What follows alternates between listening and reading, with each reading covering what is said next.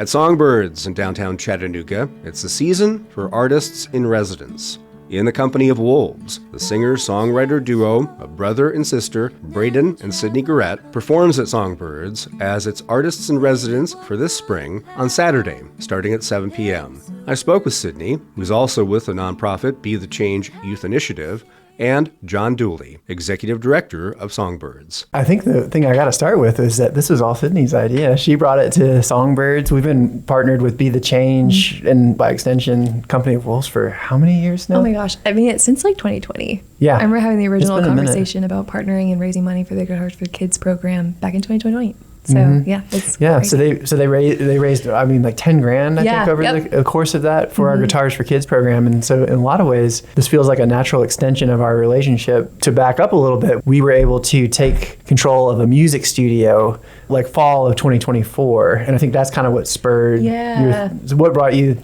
So Reed Caldwell, he pulled me aside in the summer and was like, hey, we want to do this thing for a couple local acts in the community, like fund their projects. And that was the original conversation. And I came back to him and I was like, well, if we're doing this, then how about I bring an artist in residence proposal and we make this more than just about supporting like us just as musicians? How can we make this a community thing and pour back into the community? Because I mean, in nature, that's what we try to do as much as we can. So I was like, let's think about this on like a broader scale. How can we encourage and uplift other musicians in the area as well? So what does this look like now? The original concept was like, we're going to do studio time. Yep. And then what it has turned into is like really more of a concert series and some community outreach. So for the community outreach part, we got to go to Lookout Valley Middle High School. Yeah. That was a couple weeks ago. And we did a guitar delivery. That school has signed up for our Guitars for Kids program.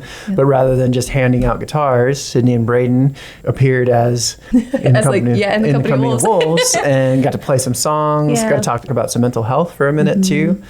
And then next steps are? We're going to be in the studio. So that's part of the project. But then also we're wanting to put together shows at Songbirds that are going to be going back to the community. So that's kind of why we're here to talk about May 3rd show, which is exciting because we're partnering not just with Songbirds, obviously, but also it's for the AIM Center. So we're going to be selling Be the Change Collective vinyls, mental health awareness vinyls that night of some other local acts, including Anna Baldry, Sam Stedman, Waxing and Waning, and $10 from every vinyl sold is going to go back to the AIM Center. And this is just the beginning of our partnership with the AIM Center because the plan is over the course of the summer to pick different locations in Chattanooga to put benefit shows on, just because it's important. Like as musicians, we're constantly, I feel like the music industry, and I talk about this a lot, we've had conversations about this, it can be very competitive in a very like sometimes toxic environment where there's not a lot of support either with like other musicians or there's constantly competition. And we're trying to dismiss that and say, like, you don't have to do things a certain way. You can give back to your community. You can support other local acts. So how can we incorporate that in everything that we do? And the fact that Songbirds is willing to give us that opportunity and space to do that, I think it's saying a lot. So we're super excited. And then beyond the concert on Saturday, what's in store for this series? Sid and Brayden are going to try to record an entire album in a week. But we're gonna get to your dates that you need. It's ambitious. Yes. Yeah, we're gonna get you the time you need though. So you'll come away with it with a polished album, and then we got another show, a follow-up show, which will be kind of like the album release party. Do we have a date for that? Not yet. Not yet. So it'll be in the fall, and then after that, we'll probably kind of do like a wrap up, maybe have a little party, and we'll start accepting more applications for the next artist in residency. We want to try to do this like twice a year. So that'll be a big opportunity for a local band. We'll stay tuned with you, Ray, to kind of like announce like the formal, like here it is, like we're accepting applications, but offer the same opportunity for somebody else to work with kids, causes that they love, get a great album out of it, and a real stage with real lights and everything. Yeah. And this is a blending of a few different models for musicians and venues and music education right here in Chattanooga. Other models have pieces of this, but this is the only one I'm aware of that has all of these.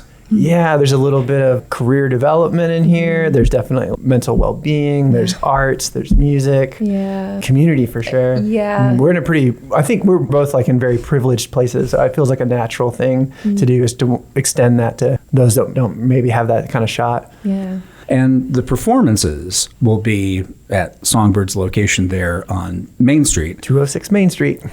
But when we talk about the studio, that is just a quick walk away. That is also part of Songbirds. That's Deadbird Studios. That's right. Yeah, we call it Deadbird lovingly, but it's just really is like programmatic space for us. We've got high schoolers in there every single week who are learning hard skills like recording and engineering. They're learning some instrumentation stuff.